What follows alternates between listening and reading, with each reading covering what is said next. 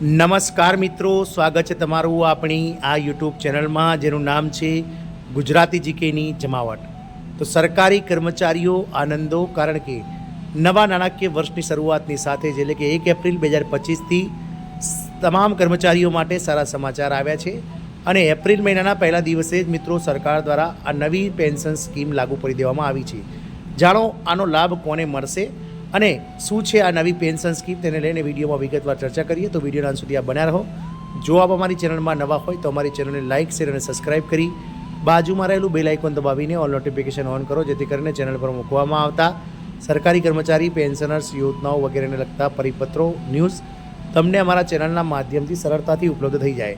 તો લાખો સરકારી કર્મચારીઓ માટે આવ્યા સારા સમાચાર આપ સૌને જણાવી દઈએ કે કેન્દ્ર સરકાર દ્વારા હાલમાં 1 જાન્યુઆરી 2004 પછી જે કેન્દ્ર સરકારની સેવામાં જોડાય છે તે કર્મચારીઓને એનપીએસ એટલે કે ન્યૂ પેન્શન સ્કીમનો લાભ આપવામાં આવે છે। ઓપીએસ એટલે કે જૂની પેન્શન યોજના જે છે તે 31 ડિસેમ્બર 2003ના રોજ બંધ કરી દેવામાં આવી હતી। હાલમાં કેન્દ્ર સરકારના 21 લાખ કરતાં વધારે કર્મચારીઓ એનપીએસ હેઠળ પેન્શન યોજનામાં જોડાયેલા છે। તો આવા લાખો 21 લાખ કરતાં વધારે સરકારી કર્મચારીઓ માટે શુભ સમાચાર છે, કારણ કે 1 એપ્રિલના દિવસે જ સરકાર દ્વારા નવી પેન્શન યોજના લાગુ કરી દેવામાં આવી છે। આ પેન્શન સ્કીમનું નામ છે યુનિફાઈડ પેન્શન સ્કીમ એટલે કે યુપીએસ। જાણો કેવી રીતે તેના મળશે ફાયદા, કોના માટે બની છે આ યુપીએસ સ્કીમ। તો યુનિફાઈડ પેન્શન સ્કીમ એક ખાસ કરીને એવા લોકોને ધ્યાનમાં રાખીને બનાવવામાં આવી છે કે જેમને બજાર આધારિત પેન્શનની જગ્યાએ એક સ્થિર અને નિર્ધારિત આવક ગમે છે। નવી યોજના હેઠળ જે કર્મચારીઓએ 10 વર્ષથી વધુ પરંતુ 25 વર્ષથી ઓછો સમય સેવા કરી છે તેમને માસિક ન્યૂનતમ 10,000 રૂપિયા પેન્શન મળશે। સ્કીમ માટે એનરોલમેન્ટ અને ક્લેમ ફોર્મ 1 એપ્રિલ 2025થી ઓફિશિયલ વેબસાઇટ પર ઉપલબ્ધ થશે। શું છે યુપીએસનું હાઇબ્રિડ મોડલ? તો પેન્શનર્સની મૃત્યુની સ્થિતિમાં તેના પરિવારને કૌટુંબિક પેન્શન તરીકે અંતિમ પેન્શનના 60% આજીવન મળતા રહેશે। આ ઉપરાંત કેન્દ્ર સરકારના કર્મચારીઓ જે વર્તમાનમાં એનપીએસ હેઠળ છે તેઓ યુપીએસ પર સ્વિચ કરી શકે છે। આ યોજનાને હાઇબ્રિડ મોડલ તરીકે ડિઝાઇન કરાઈ છે, જેમાં ઓલ્ડ પેન્શન સ્કીમ અને નેશનલ પેન્શન સ્કીમ બંનેની વિશેષતાઓ સામેલ છે। કેમ જરૂરી છે વળી યુપીએસ સ્કીમની? તો એનપીએસ કોઈ નિશ્ચિત ચૂકવણી નહીં પરંતુ બજાર આધારિત રિટર્ન આપે છે અને એનપીએસથી અલગ નવી યોજના યુપીએસ એક ચોક્કસ પેન્શન રકમ સુનિશ્ચિત કરે છે।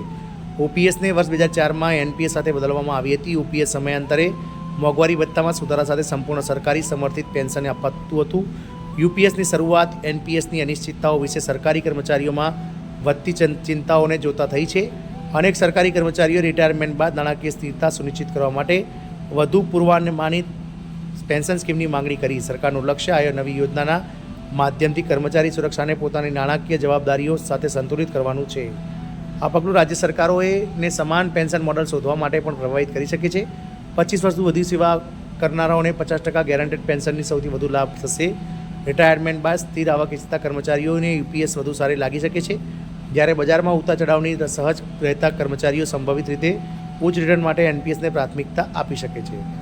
પીએફઆરડીએ કર્મચારીઓને 3 કેટેગરીમાં વહેંચ્યા છે। ગત સપ્તાહે પેન્શન અને વિનિમય નિયામક અને વિકાસ પ્રાધિકરણ પીએફઆરડીએ અને એનપીએસ વિનિમય 2025 હેઠળ યુપીએસના સંચાલનને અધિકૃત રીતે અધિસૂચિત કર્યા હતા। આ નિયમો કેન્દ્ર સરકારના કર્મચારીઓને 3 કેટેગરીમાં વહેંચે છે। પહેલી કેટેગરીમાં 1 એપ્રિલ 2025 સુધી સેવામાં કાર્યરત હાલના કેન્દ્ર સરકારના કર્મચારીઓને સામેલ છે, જે એનપીએસ હેઠળ આવે છે। બીજી કેટેગરીમાં કેન્દ્ર સરકારની સેવાઓમાં નવા ભરતી થયેલા લોકો સામેલ છે, જે 1 એપ્રિલ 2025 કે ત્યારબાદ સેવામાં સામેલ થયા છે।